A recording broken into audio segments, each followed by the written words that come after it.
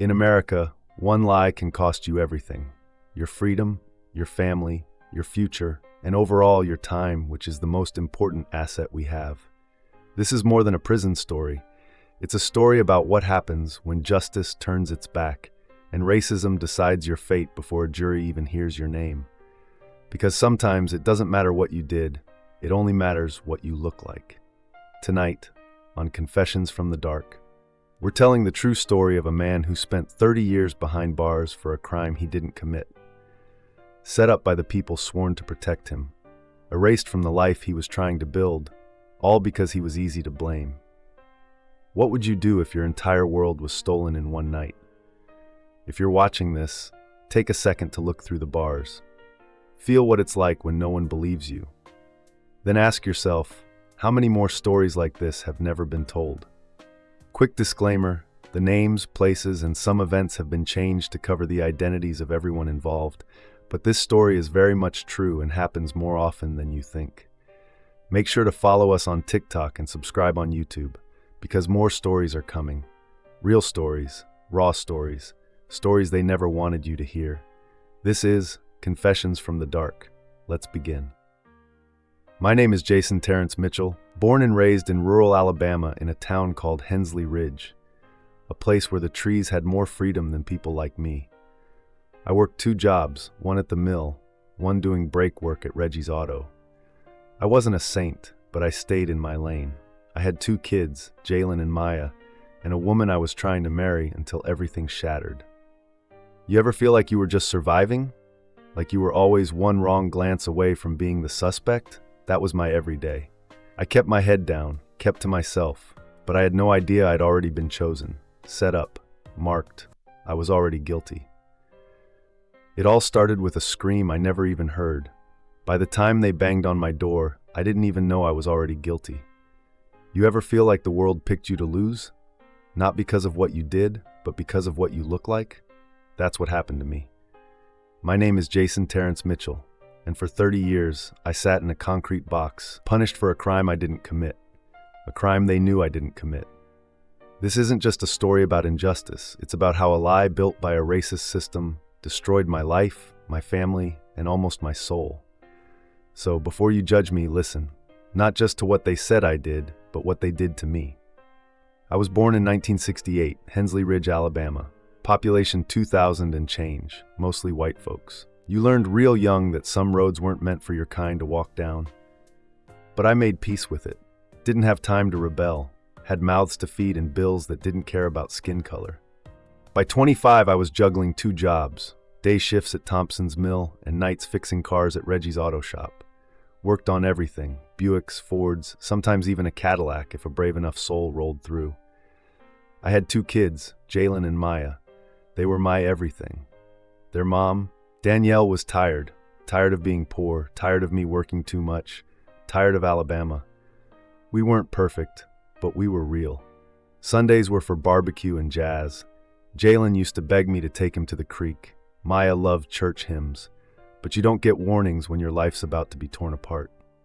It was March 12th, 1992, a Thursday. I got off the late shift at Reggie's and took Jalen to the ER. He broke his arm falling off the porch steps. We waited 3 hours to be seen. Got home around 1 a.m. The next morning I was fixing brakes on a 78 Nova when 2 squad cars pulled up. Didn't knock, just yanked me out by my collar. I asked what was going on. "Shut up and get in the car," one said. No warrant, no explanation. At the station they threw photos in front of me. A girl, white, maybe 17. Rachel Bennett. I recognized her. Waitress at the diner near Reggie's, dead. Found behind the alley, strangled, bruised. Terrible scene. They said someone saw me arguing with her that night. I never even spoke to her. When I told them I was at the hospital with my son, they laughed. "Sure you were. Where's the proof?" They had lost the ER sign-in log. No security footage. And Reggie, my boss, he told police I left early that night. Said he couldn't remember what time I clocked out. He lied. I knew he did. But there was something worse in his eyes. Fear. Like someone told him to say that. They kept me in holding for 72 hours. No lawyer, no phone call. They paraded witnesses in and out. A white woman swore she saw me following Rachel. But when they asked what I was wearing, she said a red hoodie. I never owned a red hoodie in my life. The story kept shifting, but one name kept coming up: Detective Don Haywood. He ran the show, and I didn't know until years later, but he had a history of creative policing. There were rumors. He and Rachel's father played high school ball together. Old friends, protect your own. During trial prep, I met my court-appointed lawyer, Mr. Calloway, 3 times. Each meeting lasted maybe 10 minutes. He told me, they're offering 30 years if you plead out, no death penalty. I said I didn't do it. His response? Juries don't care, especially not around here. The trial lasted 6 days. They showed a blood-stained shirt, said it was mine, but it wasn't. Danielle swore it had been missing for months. They brought in a snitch, Anthony Kirkwood, a career liar doing time for robbery. He testified that I confessed to him in a holding cell. I didn't. His reward? He got paroled. I watched the jury, all white. No one looked at me, except one woman who cried when they read the verdict. Guilty. Life without parole, that first night in prison, I didn't sleep. I sat on that cot and stared at the wall. A week later, my son came to visit, arm in a cast. He asked if I was coming home soon. I told him, soon. He never came again. Danielle wrote for 2 years, then stopped. I found out later she moved to Atlanta, married a truck driver. I don't blame her, but I kept writing, kept researching, kept surviving. Men like me?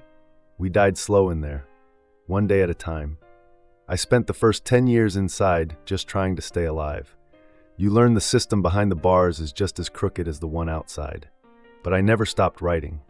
I wrote to lawyers, journalists, innocence clinics, 97 letters, no answers, until the 98th. Christina Delgado, young attorney from Chicago, barely in her 30s, said she was starting a review unit to look into wrongful convictions. At first I thought it was a scam, but she called me. She asked questions no one had ever bothered to. She requested trial transcripts, files, evidence. Took months, years really. But piece by piece, she found the rot. The hospital records weren't lost. They were intentionally withheld by the prosecution, filed under irrelevant. Jalen's ER visit, time-stamped 11:44 p.m. Rachel was attacked after midnight. They also found the lab notes. The DNA on Rachel's fingernails didn't match me. It had been dismissed as contaminated, but Delgado got it retested. It matched a man named Ryan Kingsley, Rachel's ex-boyfriend. Violent record, assault charges sealed because his uncle was a state senator. They never even questioned him. And Detective Haywood? His name popped up in 3 other cases with tampered evidence. 3. Rachel's dad knew. He begged Haywood to make it go away, so they gave him someone. They gave him me. It still took 4 years after the DNA match for the courts to admit it. Appeals, reviews, bureaucracy. I walked out of Holman Correctional in October 2022. They didn't even give me a ride, just a bus ticket and a check for $75. 30 years. For $75, I didn't even know how to use a phone, didn't recognize the skyline, didn't know what to say to Jalen when he finally called. He told me, "You weren't there, Pops." I said, "I wanted to be." He hung up. Maya brought her daughter to meet me, held her tight, watched cartoons with her for 4 straight hours like it was the first time I ever felt joy again. But I missed birthdays, graduations, first heartbreaks, my daughter learning to drive, Jalen's football championship. I missed my life. I tried to sue the state. They denied responsibility. The Attorney General said there was no malicious intent, just mistakes. Detective Haywood? Still alive, retired, lives on a lake, never charged, still gets a pension. The judge who sentenced me now teaches at a law school. He never apologized. The snitch? He's in Vegas, living, while I try to remember what it means to breathe without fear. If I could go back, I'd fight louder.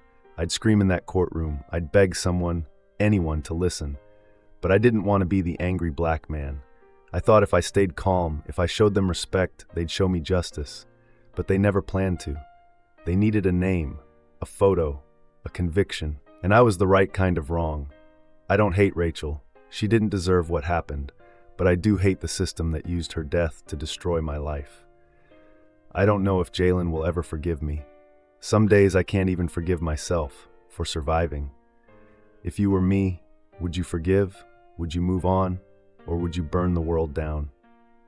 Sometimes the scariest part of prison isn't the bars, it's knowing the people who put you there sleep just fine.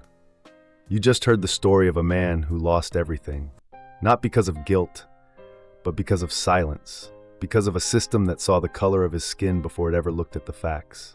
But here's the truth, and I hope you carry this with you. Evil doesn't always wear a mask. Sometimes it wears a badge, or a robe, or a smile. And yet, after 30 years in a cage, I walked out with more courage than most of society who have had all of this time free. As for me, I am now doing well in life, writing a book, working a great job, rekindling things with my kids, and educating young adults on justice in the prison system. So if you're still listening, don't just be outraged, be aware, be awake, be loud. Because the next story like this might be someone you love. If this moved you, comment below, follow us on TikTok, subscribe on YouTube, because these stories, they don't end here. They only begin when someone dares to listen. We are Confessions from the Dark. Until next time, stay safe, stay strong, and never let the darkness silence your truth.